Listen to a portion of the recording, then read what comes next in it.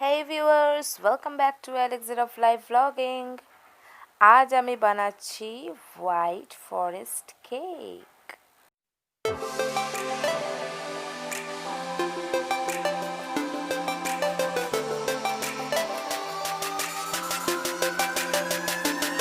And let's have a look at the ingredients. এর জন্য আমাদের লাগছে 1 and 1/3 কাপ ময়দা, white oil 1/4 cup, amul milk powder 1/4 cup, 1 teaspoon baking powder, half teaspoon noon, 1/4 teaspoon baking soda, 1 teaspoon vinegar, 1 cup চিনি যেটাকে আমি powder ফর্মে করে নেব, আর ভ্যানিলা এসেন্স 1/4 টিস্পুন। আর লাগছে 3টে ডিম যেগুলোকে আমি 1 ঘন্টা থেকে 1.5 ঘন্টা আগে ফ্রিজার থেকে বের করে রেখেছি যাতে এটা নর্মাল টেম্পারেচারে আসে। এরপর আমি ময়দা আর আমুল মিল্ক পাউডারকে একে একে ছেঁকে নেব চালনিতে যাতে এর মধ্যে কোনো লাম্পস না থাকে।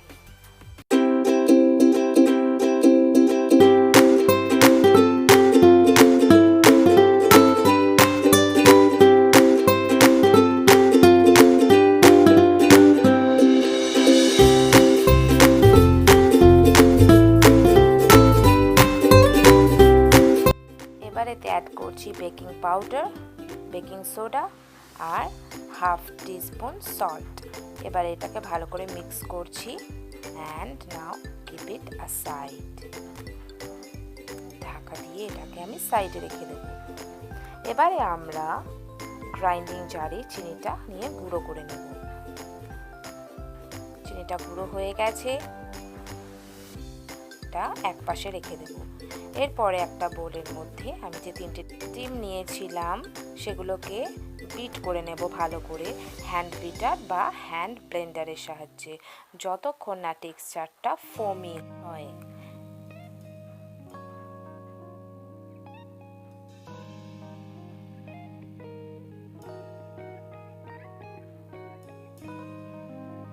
দেখুন টেক্সচারটা কিন্তু একেবারে এই রকম আসবে, একদম সাদাটে হয়ে যাবে ডিমটা। এরপর আমি অ্যাড করে দিলাম অর্ধেকটা চিনি, যে 1 কাপ চিনি আমি পাউডার করে রেখেছিলাম তার মধ্যে অর্ধেকটা চিনি আমি অ্যাড করলাম। এরপর এটা ভালোভাবে মিক্স করার পরে বাকি অর্ধেকটাও অ্যাড করে দিলাম। আর ভালো করে এটাকে হ্যান্ড ব্লেন্ডারের সাহায্যে আমরা বিট করে নেব যতক্ষণ না একটা স্মুথ টেক্সচার আসে।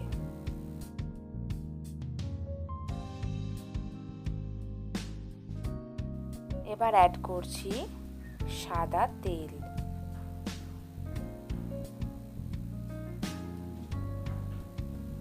অ্যাড করে দিলাম ভিনেগার আর ভ্যানিলা এসেন্স 1/4 টিস্পুন। এরপর এটাকে আবার ভালোভাবে ব্লেন্ড করে নেব। নাও অ্যাড দি ময়দা অ্যান্ড মিল্ক পাউডার মিক্সচার। ময়দা আর মিল্ক পাউডার যেটাকে আমরা আগেই ভালোভাবে চেলে রেখেছিলাম সেই মিক্সচারটাকে অর্ধেকটা অ্যাড করে ভালোভাবে মিক্স করলাম। দেন ভালোভাবে মিক্স হয়ে যাওয়ার পর বাকি অর্ধেকটা আবার দিয়ে দেব। একেবারে সবটা দিয়ে দিলে কিন্তু ভালোভাবে মিক্সটা হয় না বা লাম্পস থেকে যায় অনেক ক্ষেত্রে, তো আমরা একটু একটু করে দিলেই কিন্তু মিক্সচারটা ভালো হবে। আর কেকের ব্যাটারটা যত ভালো তৈরি হবে কেকটাও কিন্তু ততটাই ভালো তৈরি হবে।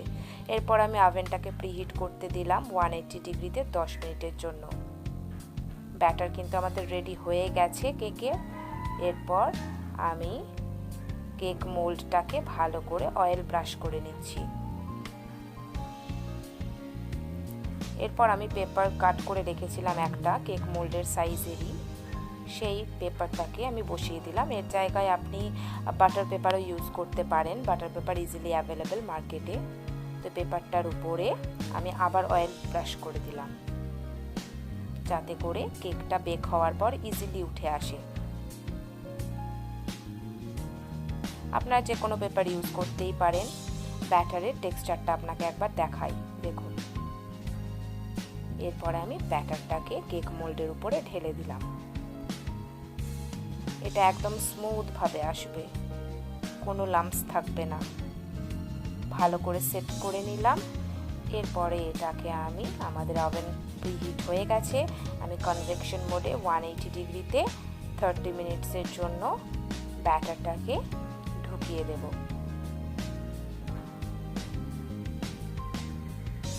ঢুকিয়ে দিলাম কেক মোল্ডটাকে অ্যান্ড স্টার্ট করে দিলাম। আফটার 30 মিনিটস দেখুন আমার কেক কিন্তু ভালোভাবে বেক হয়ে গেছে, কিন্তু এটাকে অবশ্যই আমরা একটা টুথপিক টেস্ট করবই।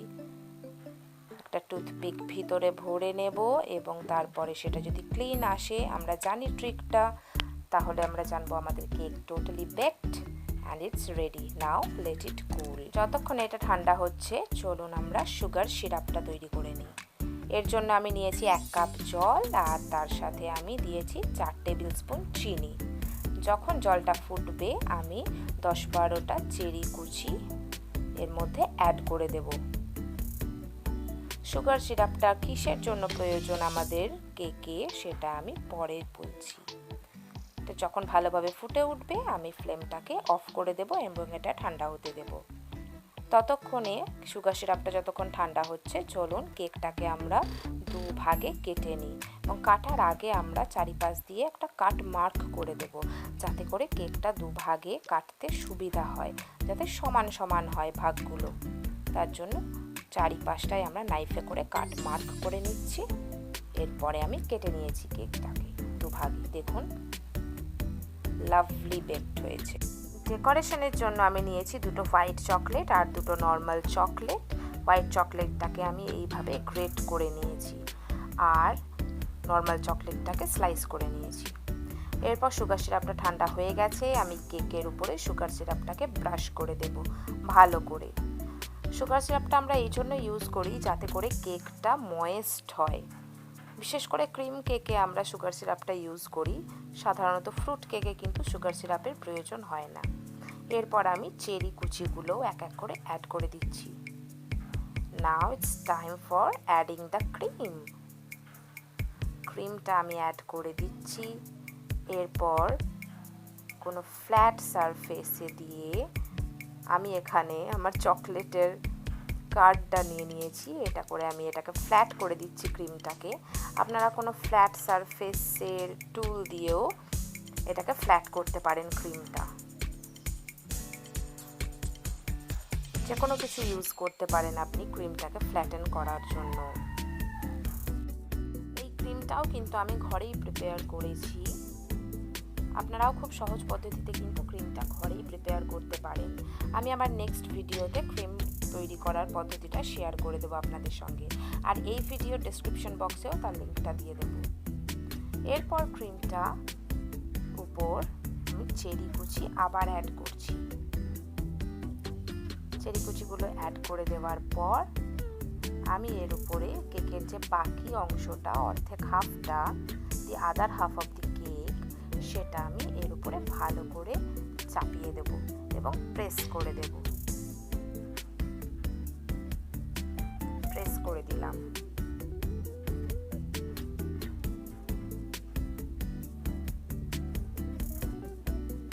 এরপরে আমি আবার ব্রাশের সাহায্যে সুগার সিরাপটা এর সাথে অ্যাড করে দেব। ভালোভাবে সুগার সিরাপটাকে ব্রাশ করে নেব to make the cake more moist and taste lovely. Just try it and you will love it.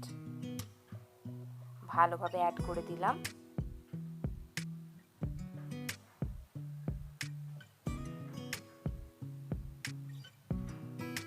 এরপর আবার আমি কেকে ক্রিমটা অ্যাড করব।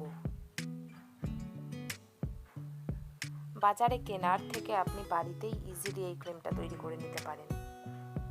ভীষণ ইজি ক্রিম বানানো। আবার সেই একই পদ্ধতিতে ক্রিমটাকে আমি ফ্ল্যাটেন করে নেব এবং এরপর ক্রিমটা কেকের সাইডগুলোতেও ফ্ল্যাটেন করতে হবে, যাতে কোনো অংশ বাকি না থাকে। ক্রিমটা টোটাল কেকটাতে ভালোভাবে যেন কভার হয়ে যায়। ভালোভাবে লাগিয়ে নিলাম ক্রিমটা গোটা কেকটাতে, ইনক্লুডিং অল দি সাইডস। কেকটা ক্রিমটা লাগানোর পর কিন্তু এইভাবেই আমাদের কেকটাকে ফ্রিজারে রেখে দিতে হবে ফর অ্যান আওয়ার অর 2, 2 ঘন্টা অথবা 1 ঘন্টার জন্য ফ্রিজে রেখে দেবো, যাতে করে ক্রিমটা সেট হয়ে যায়, গলে না যায়। চলুন ফ্রিজে রেখে দিই। এরপর আমি 2 ঘন্টা পর বার করে নিয়েছি কেকটাকে, and it's time for decoration. Piping ব্যাগের ভিতরে ক্রিম ভরে আমি কেকটা ডেকোরেশন করছি, and you can do it the way you like. আমি এইভাবেই ডেকোরেশন করছি, এবং এই যে পাইপিং ব্যাগটা, এটাও কিন্তু হোমমেড, টোটালি ভীষণ ইজিলি আমি বানিয়ে ফেলেছি এটা। আপনারাও চাইলে কিন্তু বাড়িতেই বানাতে পারেন, এবং এই পাইপিং ব্যাগটা তৈরির পদ্ধতিও কিন্তু আমি আমার ডেসক্রিপশন বক্সে শেয়ার করে দেবো, আপনারাও ইজিলি এটা তৈরি করে নিতে পারেন বাড়িতে। ওকে, এক হাফ আমি এরকমভাবে ফ্লোরাল ডিজাইন দিয়েছি, অ্যানাদার হাফ কেকটার অপর ভাগটায় আমি যে গ্রেট করা হোয়াইট চকলেটগুলো রেখেছিলাম, সেই হোয়াইট চকলেট দিয়ে ডেকোরেট করে নিচ্ছি। হোয়াইট চকলেটগুলো এইভাবে আমি এর উপরে বসিয়ে দেবো বাকিটাতে।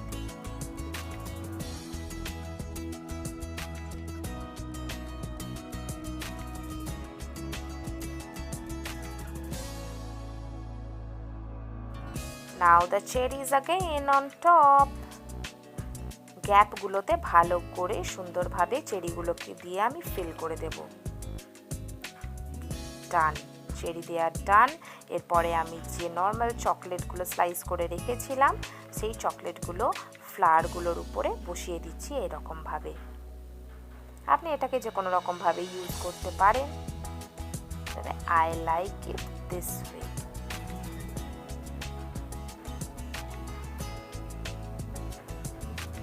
Isn't it looking beautiful?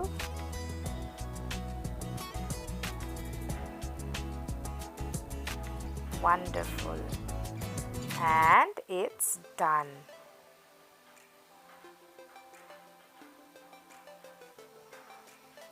আমাদের কেক কিন্তু পুরোপুরি রেডি। এরপরে যে বাকি হোয়াইট চকলেট গ্রেট করা ছিল, সেগুলো আমি কেকের সব সাইডসেও ভালো করে দিয়ে দিচ্ছি।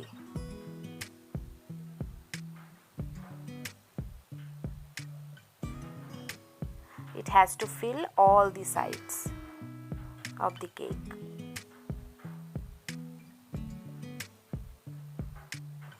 আর বাকি ক্রিমটা দিয়ে আমি কেকের চারিপাশটায় একটা বর্ডার করে দিচ্ছি এই রকম ভাবে।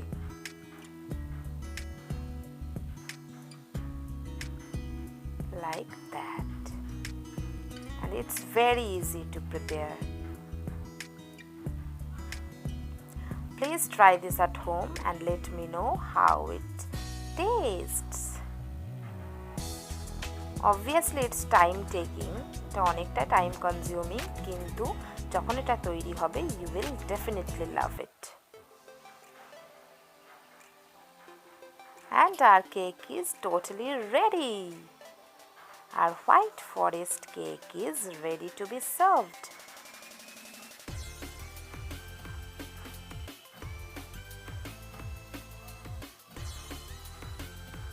অবশ্যই বাড়িতে এটা প্রিপেয়ার করুন, and let me know how it was.